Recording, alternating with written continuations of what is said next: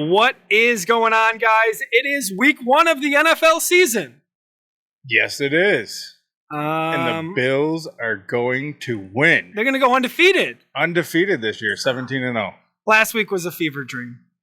An absolute fever dream. Wearing this Bills jersey right now honestly makes me sick. It does. It felt like not watching our Buffalo Bills. It felt like watching Chan Gailey's Buffalo Bills, Rex Ryan's Buffalo Bills. Yeah, it definitely took you back to the early mid-2000s. When we say we want to go back to childhood, this is not what we mean. Yeah, I agree. It's but this isn't a Bills video, Mike. This is a video predicting the Thursday night matchup between the Minnesota Vikings and the Philadelphia Eagles. But before we get into that, we do have an item here on the set. There's a lot of items here, but we're going to go over the big one here, the big gold one. Championship, Mike. The prediction, the KellyCast prediction championship. And for week 1, there was a total of 16 games. You can flex all you'd like. And who's the champ? Me, right? As usual, because the guy who doesn't know anything always gets lucky, right? The records are as follows. Dan Kelly, 10 wins, 6 losses. That means I got 11 wins, 5 losses. Mike Kelly, 10 wins. Come on. 6 losses. The title stays where it is on the desk. Nobody gets to hold it. Come on. We gotta wait a whole nother week? We can touch it together on 3. Ready? 1, 2, 3. I touched it first. Right, let go. I'm gonna win this week. I'm gonna win this week. Let go. Let go. You first. No, you touched it first. You let go first. Get that out of here. All right. I can see. Minnesota Vikings and Philadelphia Eagles. Mike, you and me spent all of last weekend watching football. I know you don't remember all of it, but that's what our notes are for.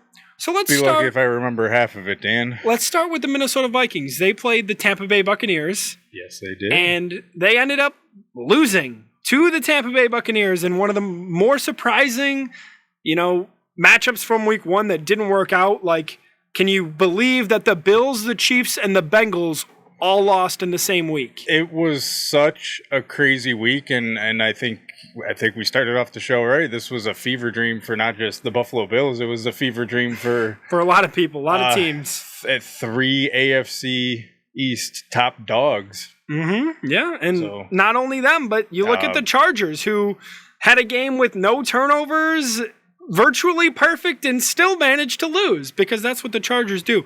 But how about the Eagles, Mike? They go out to a 16-0 lead against the New England Patriots, and then all of a sudden it's 16-14. The game becomes really close. Eagles offense can't get going. They end up pulling out the victory because a Patriots wide receiver accidentally didn't get his feet in bounds. He gets his feet in bounds. What happens? 1st and goal? You think the Patriots aren't going to convert between those 4 downs? I don't know. But, Mike, pick your team. Vikings, Eagles. Which one do you want to talk about here? Because they both had issues with quarterbacks, with blocking. How about the turnovers for Minnesota? Remind me that the turnover numbers were over here. 3 turnovers, right? Yep. 3 turnovers for Minnesota. Ooh. Sounds familiar, but we had 4. Again, we'll get back to that video, but we'll rag on them in a little bit. Kirk Cousins. I know you watched the quarterback series on Netflix, right? I watched some of it and slept through most of it. Did you become a fan of Kirk Cousins? Kinda, but he just because he's a quirky dude, he's just strange. He reminds me of an NHL goaltender. Okay, so you don't know much about the NHL, and any hockey player will tell you that the goaltender is the craziest person on the team. Okay. And who wouldn't be? You're taking 50, 60, 70, 80, 90 mile an hour. Wouldn't this be most quarterbacks then?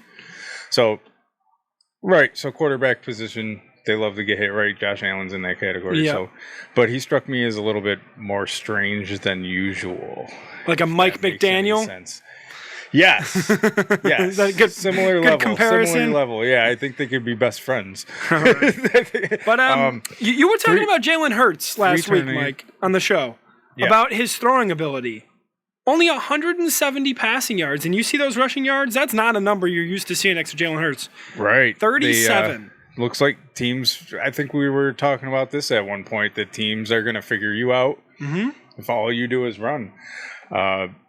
And that's proof in the pudding right there, 37 yards. That is absolutely crazy. That's nuts. He's a dual threat. The number one running back on the team last year, basically. I mean, they had Miles Sanders last year who took off for a different team, and this year they traded for, who was it from Detroit? Why can't I think of his name right now? I can't remember. But the point is he was another running back out there. Swift. He was putting up like DeAndre Swift. Yards I know my guys. You just got to give me a minute to get to him. Mike, the Eagles, terrible on third down. And you're going to hear this a lot throughout the predictions this week because the third down conversions are absolutely abysmal throughout the league. But they went 4 of 13 against the New England Patriots, of course. You know, they have a stout defense. But let's get right into who's going to win, Mike. Vikings and Eagles obviously did not perform to the levels that I think we know that these teams can go, right? Is that fair to say? I think that's fair. Because we saw what Kirk could do. He was the comeback king last year. Talked a lot about him last week, too. Did you see that stat? Last year, the Vikings were 11-0 in one-score games. This year, they're 0-1 in one-score games. So, well, that's so far. But as the saying goes, week 1 is a lie. So, who you taking, Mike?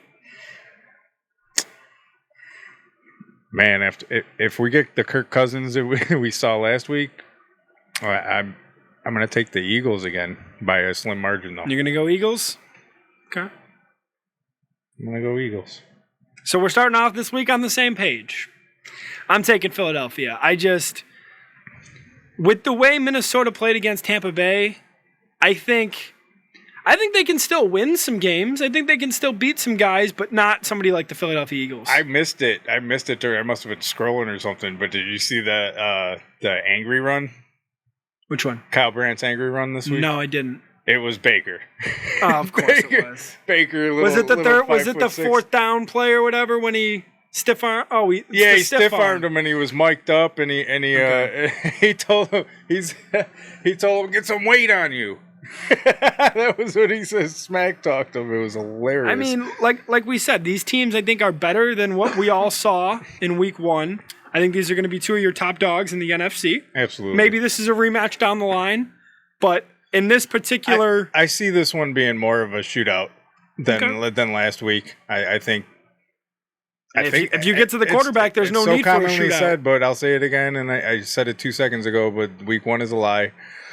I think by week 2, they'll start to get their heads together. Wrap around what happened last week. That's what we need to see, Mike, is teams realizing that this is the regular season. Pre-snap penalties, botched snaps, all these issues that happen in week 1 need to be fixed. Carelessness from everybody, every elite quarterback. Doesn't matter. The league. Not even just every team. Every team had blunders. Yep. Minus maybe the 49ers, which we'll get into. Both going with the Philadelphia Eagles in this matchup, the home team as well. So we hope you guys enjoy the game. I hope we do as well. You'll see this on Thursday. And go Bills, I think. Fly, Eagles, fly for this one. Fly, Eagles, fly. You're a Cowboys fan. You can't be caught saying that. Oh, yeah. We'll see you guys in the next one.